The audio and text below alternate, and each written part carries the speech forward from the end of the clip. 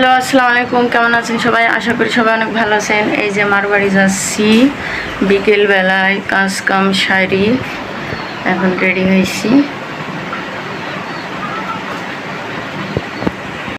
এই যে আমরা অটোতে চলে আসছি, অটোর ভিতরে আর ফিহাকে যে পাশে বসে রাখছি, বসে আছে আর খুব মজা করছে, নানি বাড়ি যাচ্ছে বলে।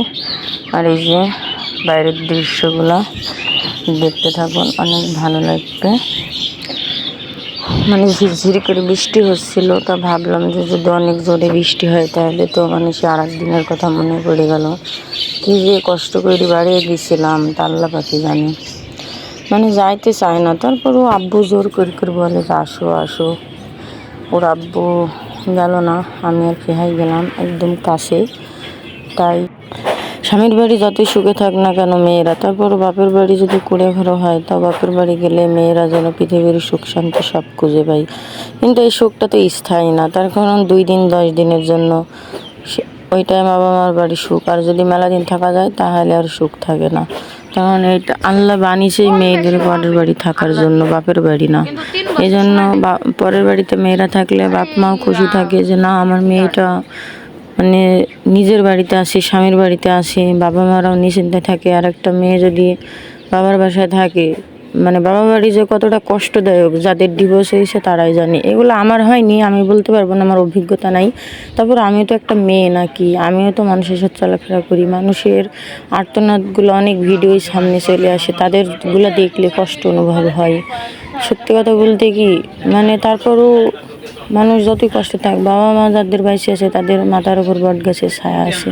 মার কাছে অনেক কষ্টের কথা বলা যায়, অনেক কিছুই হয়। এই জন্য মা বাপের মতন আপন এই পৃথিবীতে কেউ হয় না।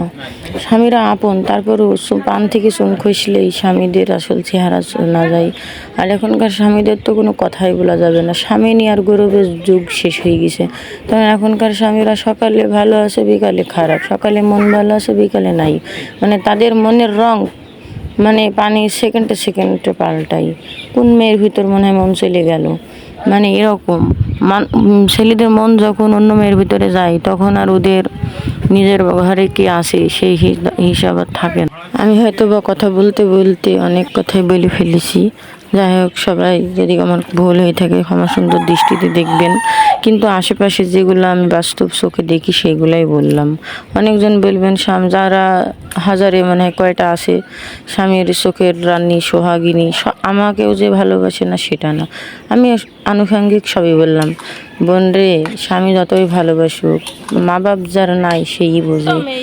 তারপরও একটা সংসার থেকে ছুটি নেওয়ার জন্য হলেও বাবা মার বাড়িতে কিছুদিন বেড়ালেও মনটা পরিবর্তন হয়, মনটা ভালো হয়, শরীরের জন্য একটা রিল্যাক্স হয়। তাই সব ক্ষেত্রে বাবা মা বাড়ি একটা মেয়েদের জন্য শান্তির নীড়। যাই হোক, আমি অনেক কথা বললাম। সত্যি কথা বলতে কি, আমার সপ্তাহে আসা হয়, তেমন এই সাইডে ডাক্তার বাড়ি আসা হয় মানে মায়ের কাছে। ওই সুযোগে একটু 1 ঘন্টা 2 ঘন্টা থাকি গেলাম। আবার এক টাইমে সব কিছু মিলাই আসা হয়। আর 10 দিন না আসলে মনের ভিতরে খারাপ লাগবে। আমার একটু বাবা মার প্রতি মনটা বেশি নরম, সবারই আছে বাবা মার প্রতি ভালোবাসা। তাহলে আমার একটু, যাই হোক, ভিডিও শেষ প্রান্তে চলে আসছি। সবাই ভালো থাকবেন আর সবাই সবার ফ্যামিলির জন্য দোয়া করবেন। সবাই যাতে ভালো থাকে, সুস্থ থাকে, দেশের পরিস্থিতি ভালো না। আল্লাহ হাফেজ।